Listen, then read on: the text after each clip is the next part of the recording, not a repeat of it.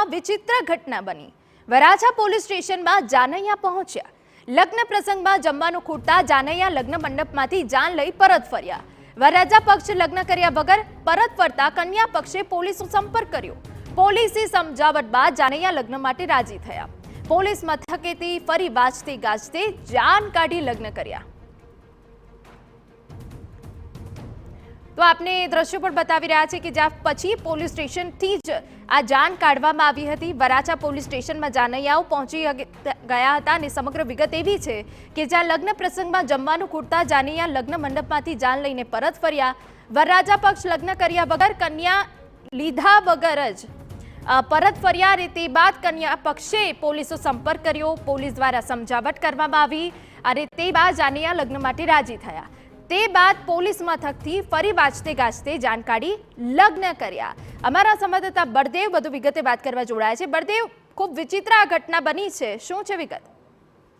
આપણે અત્યાર સુધી સાંભળતા આવ્યા છે કે પોલીસ દ્વારા આરોપીઓને જ્યારે ધરપકડ કરવામાં આવતી હોય છે તેમનું જે સરઘસ અથવા તો રિકન્સ્ટ્રક્શન કરવામાં આવતું હોય છે ત્યારે વરાછા પોલીસે કંઈક અલગ જ જે કહી શકાય છે તે હેલ્પ છે તે કરવામાં આવી છે।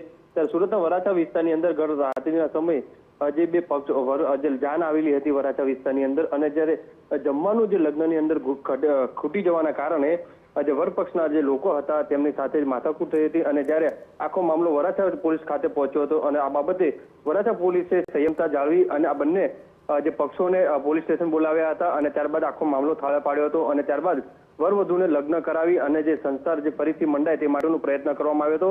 વરાછા પોલીસ દ્વારા આ બંનેને લગ્ન વિધિ જે અટકાવી કરી અને ત્યારબાદ સમજાવી રાજી કરી અને ત્યાંથી જે છે તેમને પરત મોકલવામાં આવ્યા હતા। મહત્વની વસ્તુ છે વરરાજા રાહુલ મહંત અને અંજલિ કુમારી પ્રિન્સિપલ લગ્ન વરાછા પોલીસ મથકમાં કરવાયા હતા। બંનેને એકબીજાને હારમાળા પહેરાવી હતી અને પોલીસ સ્ટાફ પણ આને જોડાયો હતો અને પોલીસના ચહેરા પર એક ખુશીનો માહોલ છે તે જોવા મળ્યો હતો। એટલે કહી શકાય છે કે પોલીસના જે બંને સ્વરૂપ છે તે અહીંયા જોવા મળ્યા છે। જી બિલકુલ આભાર। તો બંને પક્ષને સમજાવવામાં આવ્યા અને તે બાદ પોલીસ સ્ટેશનથી જ જાન કન્યા પક્ષના ઘર તરફ ગઈ।